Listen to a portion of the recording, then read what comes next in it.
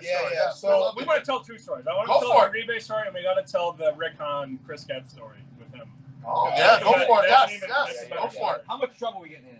yeah, that's when I was on my way here today. I was like, I can't throw any of my people who I've met along my path for the White Sox under the bus. Okay. Yeah. So And no I will Willie do my Harris story. best.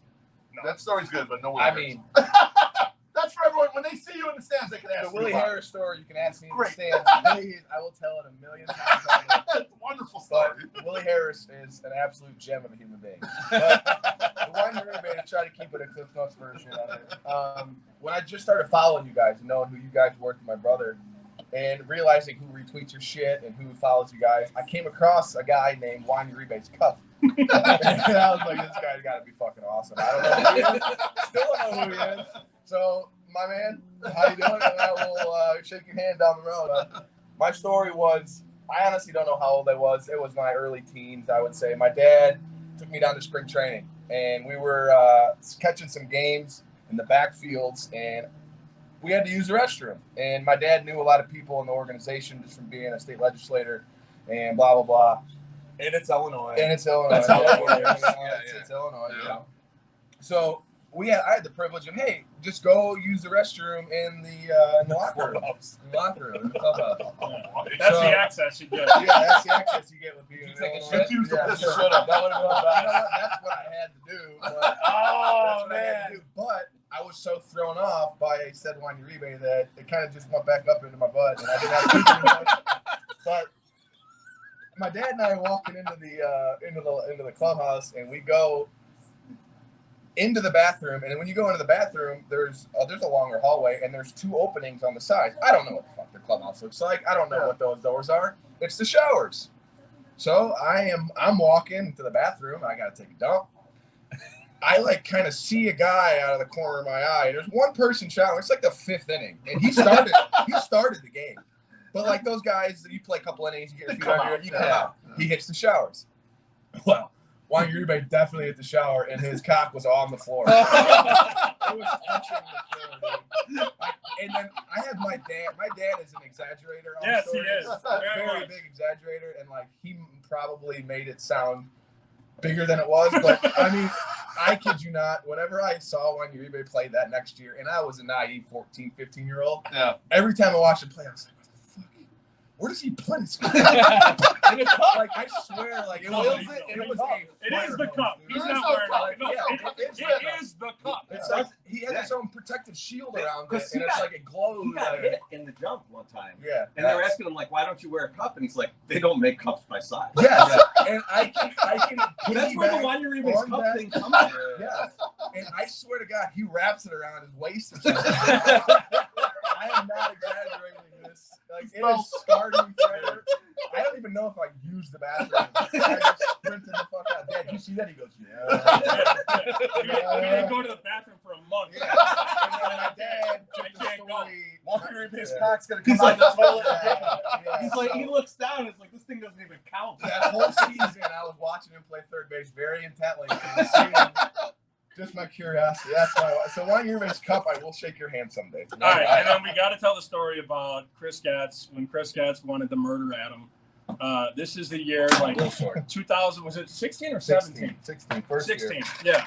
So Rodon that year is, remember he was on the shelf for a while. Yeah. Nobody said anything. A lot of hype behind It was cool. It was quiet. It was super quiet. Yeah. And I had some buddies Burra, he's There you a go, man. clubby down in Arizona. Athletes right here. Like, Back row. Right here.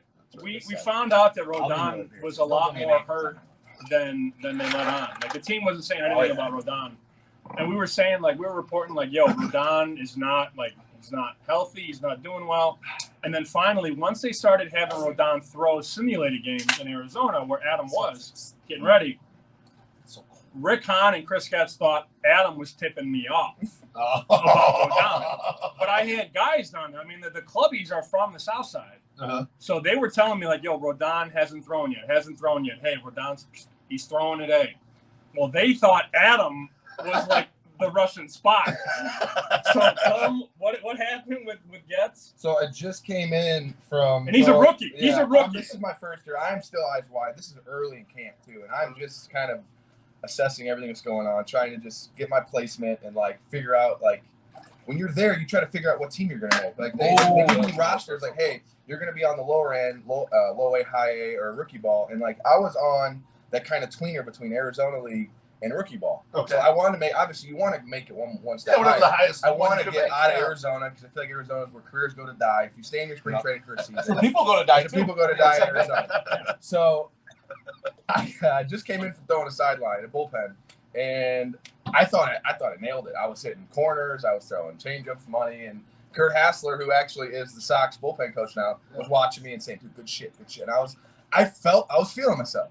I get back to the locker, you know, and I'm sitting there, and I get someone come tap me on the shoulder and go, "Getz wants to talk to me." I'm like, This guy needs Not, to like. not a great I sign. was like, okay. I was like, okay, I just do a good pen. You know, Yeah, maybe hey, he's- you know, he's hey, a hey, what's going on here? I hop up, almost sprint to his office. He goes, You're the best. Chris, I walk You in are. and Chris Getz's office is big. It's fucking intimidating as shit. There's a big room, small desk, one chair, and he's fucking. It's right in front of him, and I'm like, It's like all backroom casting. I'm starting. I love big room, small desk. Yeah. It's from back. There's nothing on the walls. It The whole feels series. massive. The ceilings are fucking massive high, and I'm like, all right, this can't be great. I don't know what's coming. He sits me down. He goes, Adam, who is Sam Panayotovich? I was like, I mean, it's my brother, and he was like, how does he know that Carlos Rodon is throwing a 15-pitch sideline today? Like he just like the story that I've told so many times, like exactly what he said was along those lines, but he was pretty much saying like, are you feeding a guy named Sam Panayotovich information about Carlos Rodon? Like we were trying to keep it hush hush. We don't want to pressure him. We don't want to do this. And I sat there for 20 minutes and I was kind of like blacking out in the whole instance. I was motherfucking my brother the whole time. Saying like, He texts me, he's like, shut the fuck yeah, up. I was like, what? What? Like, I'm doing my But job. in reality, I just called Sam and I was like, hey, Carlos Rodon. I was like, just shooting the shit with my brother, like Carlos Rodon throwing a sideline. But I didn't know Sam had inside sources. So I thought I was getting fucking cut on the spot. But I did it. And Chris Getz still to this day, when I saw him like a year later in 2017, he still gives me that like. You don't believe you. You don't believe you. But those guys are very protective. They are. They Oh, don't yeah. want that Very- stuff getting Ooh, out. very So I protective. knew. So going forward, unfortunately, like I thought Rodon was a good scoop. I knew if I said anything about Rodon, Adam's getting cut or murdered. I knew. Yeah, so I said, you know what? I will accept this muzzle. But like That's it's a Scoop's world, and like he gets a scoop, and like it handicaps him, but it's The consequence seems to be his brother died for him Yeah. to not use the scoop. Yeah. That's how far it's got to go for these guys. He's like, I got 27 retweets on that shit. I need my clout, baby. Come on. Got a lot more than that. I know. Humble brag. 270. Humble brag. 28. Still made the rookie league roster. Humble brag. Oh, yeah. Oh wait, no. Tell him the Tatis story too, real quick. Oh yeah, real quick. I don't want to keep this going. Hey, this is No, actual people baseball love stuff. this. People People love love that that shit. shit, yeah. So this is like He jerk no, off he texts material. me. He goes, you'll never forget this name. So Tatis, I mean, in 2016, when he got, I think it was my first year he got traded. I don't know how he was 18, 19, and when you sit in that clubhouse and you see guys that are bilingual, that is a trait. I shouldn't call it a trait. That is a skill that is overlooked to be bilingual in a clubhouse. Like a manager that can speak English and then translate to you so you can speak to your teammates is something that is looked over. So you can communicate. Like communication is fucking key in baseball. And he was Or an anything. 18, 19-year-old kid who had bloodline. His dad was who his dad was. Fernando we were all in the same locker row, and I was in my last name is Panayotovich, so I was in the row with Rodriguez, Perez, all like, and I was in Conyo row is what we call it. So I was always, Fernando was 2 lockers over from me, and he was just this bright-eyed kid, but when the game hit, it was unreal watching that kid lock into a fucking game. He would lock in. He was always lighthearted, but when he was at bat and he was on the field, he was fucking locked in as an 18, 19-year-old. And he was also able to speak to the Latin players that the Sox drafted. I mean, it's a heavy Latin system, and he was able to communicate with those guys. So, long story short, I come in one day from, again, another sideline, and I'm in Conyo Row, and I see, like, I soaked it in every day. I stayed late. I wanted to soak in the experience and everything. Yeah. That's how he was, too. He stayed late to do his plyo care. He'd do his arm care. He'd do everything. He was one of the hardest workers as an 18, 19-year-old, and it was impressive to watch. It was, you knew who he was. He had this presence about him, and you knew the last name, and it carried with him. Everything he did, it carried with him. It was, I couldn't tell you what day it was, but I came into the clubhouse, and Hot Rod, who goes to every game, I feel like you guys would really get along with Hot Rod. He's now Rick Hahn's assistant. Okay. He comes up and taps Fernando on the shoulder and goes, same thing with Getz. He goes, Chris Getz needs to talk to you. And Fernando, I mean, he probably doesn't know what the fuck's going on. I mean, think about it, 19-year-old kid. He probably thinks you're going to slap on the back, good job, blah, blah, blah. Yeah. 20 minutes later goes by, he comes back, and he is emotional. He's not sobbing. Mm-hmm.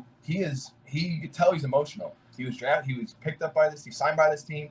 They produced him, they taught him everything he knew, and like no one knew that he got traded. He only knew, and you could tell that something was wrong with him. And like it wasn't me that went up to him and said, "Yo, what happened?" He kind of stood up and goes, "Guys, I got traded." And like it was one of those moments where like, what the fuck did we just get rid of? And just me being a diehard Sox fan, it's like we had to did we get fucking Greg Maddux in his prime? Like, No, we got James Shields. That's the point of the story. No, It's like, it's post-prime. No. post-prime. Once that news came out that who we got, it's like, what? Like, Tatis was so emotional. He was so bought into the White Sox, and they just like, I don't know behind the scenes shit. I don't know it, but they just kind of felt like, oh, you want an 18-year-old phenom? Here, you take him. We'll take James Shields' contract. Like, I just. I felt so bad for him, and like we still follow each other on social media. We don't communicate, but like I could tell how much he fucking hated getting traded from the White Sox, and what we got in return, dude.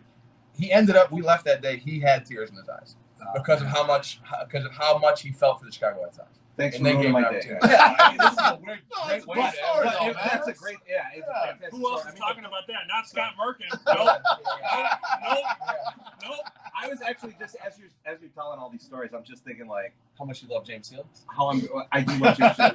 I'm going to just cut the last 10 minutes of this into its own thing and just put it up. Because, Oh, like, man. Yeah, this the is so stories are fucking terrific. good. Yeah, I agree. Well, the muzzle's And, off like- because his career's over. And the thing is too, like, You didn't even ruin it. a normal You tried, Sam.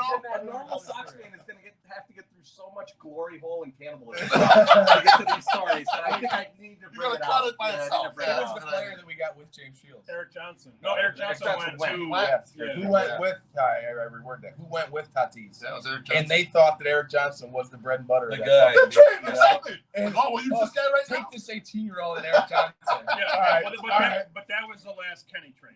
Right? Yes. We all know Yes. that. That Like, was yes. After that, Jerry's like, all right, Kenny, you move upstairs. Rick, you take the keys. Yeah, we're going to start trading bad players for Yeah. prospects. Sad story over. I love Fernando. He's a dude. Thanks, Kenny. Thanks, Kenny. Good job, Kenny. Speaking of thank you to both of you for Yeah, coming that's on. right. Yeah. Yeah, Yeah. we appreciate you. This has been a ton of fun.